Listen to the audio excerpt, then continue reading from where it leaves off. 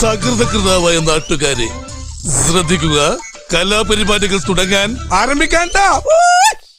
അതുപോലെ സാങ്കേതിക വിദ്യ ഉപയോഗിച്ചുകൊണ്ടുള്ള ഫോട്ടോകൾ തന്നെ അതിനെയൊക്കെ നേരിട്ട് കൊണ്ടും വെല്ലുവിളിച്ചുകൊണ്ടും ആണ് കേരളത്തിലെ മുഖ്യമന്ത്രിയുടെ പ്രവർത്തനം, രാഷ്ട്രീയ പ്രവർത്തനം മുന്നോട്ട്.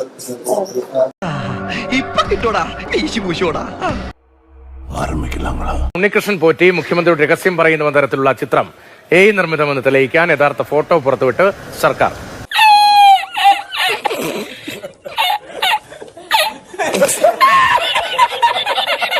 ആംബുലൻസ് വിതരണ ചടങ്ങിൽ മുഖ്യമന്ത്രിയോടൊപ്പം ഉണ്ണികൃഷ്ണൻ പോറ്റിയുള്ള ദൃശ്യമാണ് മുഖ്യമന്ത്രി ഓഫീസ് പുറത്തുവിട്ടിരിക്കുന്നത്.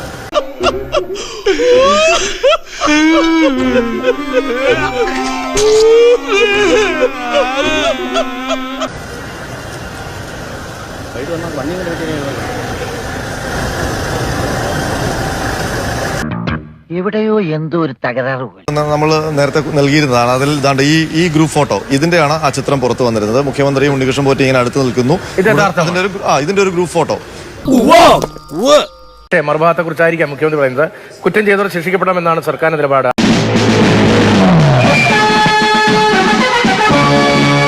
അത് ആരായന് ശിക്ഷ ലഭിക്കുക തന്നെ വേണം. ഇതുമായി ബന്ധപ്പെട്ട് ധാരാളം പേർ നല്ല കോൺഗ്രസ് ബാന്ധവമുള്ളവരാണ്.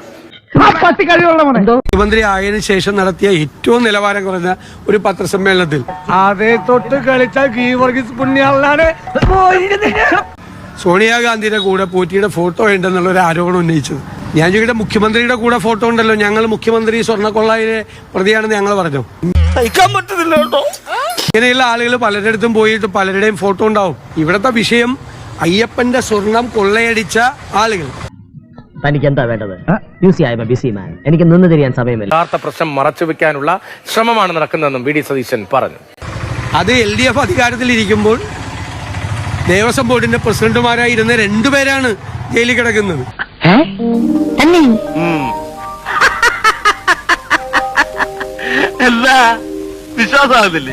ഇനിയും പല പ്രധാനപ്പെട്ട ആളുകളിലേക്കും പോകണം. വൻ ഡോക്കുകൾ ഉണ്ട് എന്ന് കോടതി തന്നെ അഭിപ്രായപ്പെട്ടിരിക്കുന്നു. ആ സ്വർണ്ണക്കൊള്ള മറച്ചു പിടിക്കാൻ വേണ്ടി ഫോട്ടോയുടെ കാര്യം പറഞ്ഞിട്ട് എന്താ കാര്യം? അപ്പൊ കേരളത്തില് മുഖ്യമന്ത്രിക്കെതിരായി അല്ലെങ്കിൽ സർക്കാരിനെതിരായി ആരും ഒന്നും സംസാരിക്കേണ്ടതില്ല എന്ന ഒരു സൂചനയാണ് ഗവൺമെന്റ് ഇപ്പോൾ നൽകിക്കൊണ്ടിരിക്കുന്നത്. നടന്നോ? പോയി പ്രാക്ടീസ് ചെയ്യണോ? പ്രാക്ടീസ് ചെയ്യ